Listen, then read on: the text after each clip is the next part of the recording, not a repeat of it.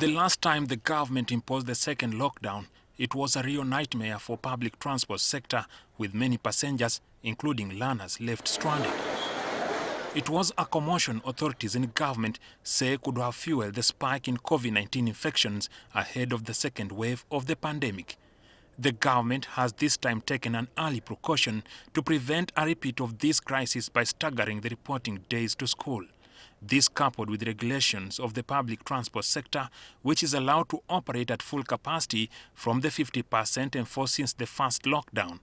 Transport fares must stay at the agreed rates, with taxis and buses strictly operating at designated parks. Please do not book a ticket or pay any money to anyone outside the designated parks.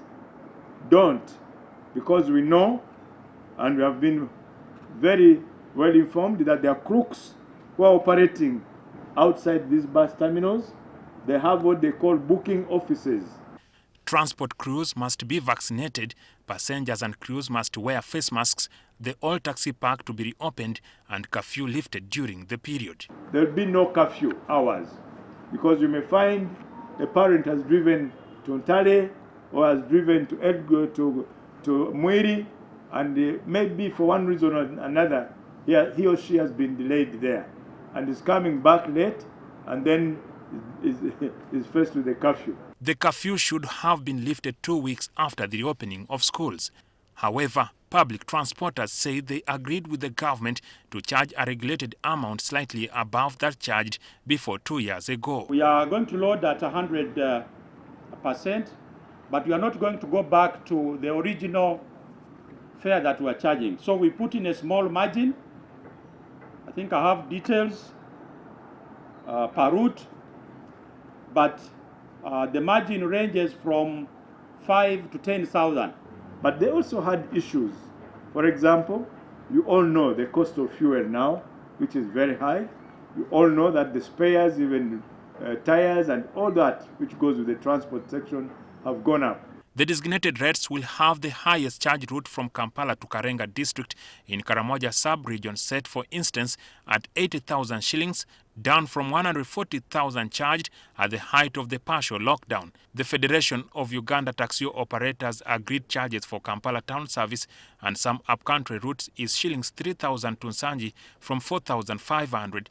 The route was charged 2,500 before COVID-19. Travelers will now pay 2,000 to Kawempe, Jinja 10,000, Mpigi 5,000 and Tororo 20,000 shillings.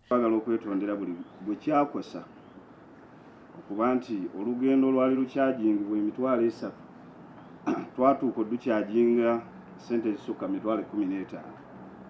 Mu butuufu obwali bubbi, bwali bunyazi,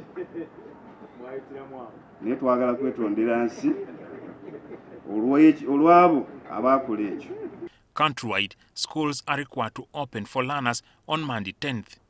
But those specifically in Greater Kampala metropolitan area, covering 2 districts of Wakiso and Mpigi, the school shall open on Monday 10th for A-level students and boarding pupils in lower primary. The second day of reporting, Tuesday 11th, shall have those in A-level and boarding pupils in lower primary in Kampala and Mukono reporting. Those in O-level as well as upper primary will report on Wednesday 12th for the districts of Mpigi and Wakiso. Thursday 13th will be open day for O-level students and boarding pupils in upper primary in Kampala and Mukono. The reason why we came up with a staggered day reporting is threefold.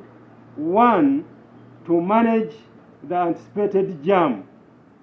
Members, you know, every time schools reopen, there is a terrible jam. Schools that plan to have pupils report after 13th aren't prohibited from going ahead with the plan provided if not before 10th. Jackson Onyango, NTV.